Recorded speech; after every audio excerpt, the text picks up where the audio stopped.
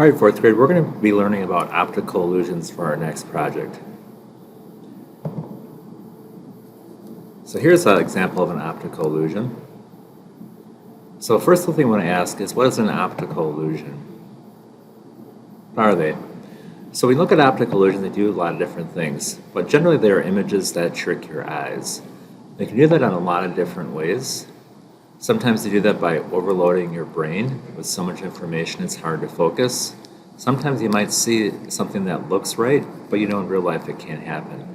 And sometimes you might see multiple items or images in the same picture. We'll take a look at a couple examples. If you look at this one here, it's difficult to focus on because your eye is trying to focus and it moves back and forth, so you end up seeing like movement or pulsing almost. So sometimes you see with color perception and other options. If you take a look at this picture here, you might try to count the black dots. And initially you might say there aren't any black dots, but you try to focus, you might see a flickering of black where the little white dots are. And this works the idea of after images. So if you see a picture and you look away, you might still see that same flickering. So it's just our eyes playing tricks on you. It's not animated at all. Now the next video you'd have to watch separately through the Google Classroom. If you have seizures or anything like that, you may not want to watch it. Now we're going to take a look at a couple different artists who did optical illusions. The first one to look at is MC Escher. It's probably one of my favorite artists who did lots of drawings, and that sometimes are optical illusions. So if you take a look at this first picture, it looks like a regular waterfall. I'm going to zoom in a little bit. Now if I take a closer look at the path of the water, you can see it flows down, goes downhill, still going down each time, but before you know it, it's right back up on top. So we know that water can't flow uphill, but seemingly with Escher's drawing, it does. Now here's another one of Escher's famous drawings. If you look at it, it's kind of hard to tell which end is up. Now this picture has been in movies such as Night at the Museum 2 and lots of cartoons.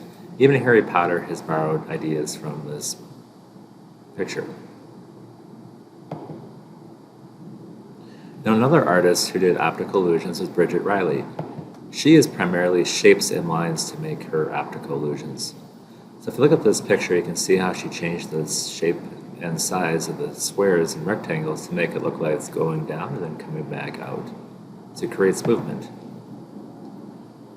This one, she was fascinated by how zebra stripes created an illusion, so she made this next one by repeating angled lines, and it's really hard to focus on, so you end up seeing movement. Here's another one of Bridget Reilly's. Now these she all did with paint. These are not done with computers, so they're very precise drawings. Now Julian Beaver, he is a sidewalk chalk artist who did some amazing drawings. So if you take a look at this picture, you can see how it looks like it's sunk down to the ground. The girl and the fishing pole are real, but everything else is drawn. It's actually a flat surface. Here's another one where it looks like you could dive down into the ground, but you can see the sidewalk lines here, which is a flat surface. So everything is drawing except for the people. Now here's another one where he's on top of the world. Now we're going to take a look at it from the side. So you can see how it's stretched out.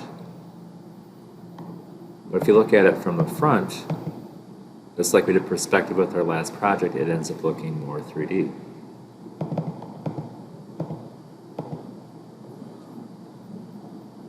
Here we have like an otter or a sea lion. Again, this is all flat, it just looks 3D the way he has it drawn.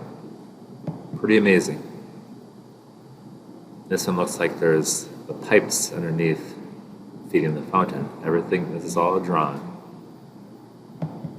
And this is a large street installation. So we're going to take a look at a couple other optical illusions. This one is called My Mother-in-Law or My Wife. So this one you might see a young woman or an old woman. Now if you're looking for the young woman, you can see her eyelashes here, the little bit of her nose, you have her cheek, and her chin, and her jawbone, and here's her ear. And she has a necklace on. Now if you're looking for the old woman, you can see her eye right here. She has a very large nose with maybe a little wart on it. That's her upper lip. Her mouth is open a little bit with her kind of a pointy chin. I had to pause for a minute and try to figure it out. Here we have either two faces looking at each other, or it creates a vase with a negative space.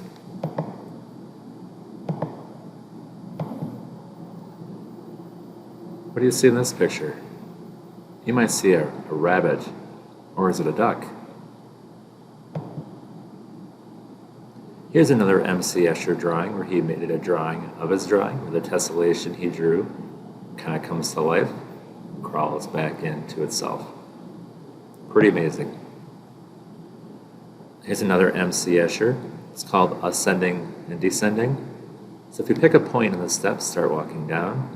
You're still walking down the steps. Before you know it, you're right back where you started. These poor guys keep on walking up and down the steps forever.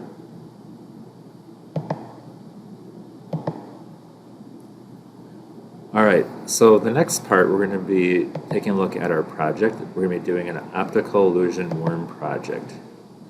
So what I'd like you to do is to go ahead and watch the tutorial videos on how to draw it. You will need a pencil, paper, and a Sharpie. If you have thinner paper, make sure you put something underneath your paper so it does not soak through onto your table, because it will soak through the thin paper. The Sharpie will soak through the thin paper. All right, so looking forward to seeing your work. If you want to follow along with the tutorial, you can go ahead and do that, or you can watch it first and then you can watch it after that.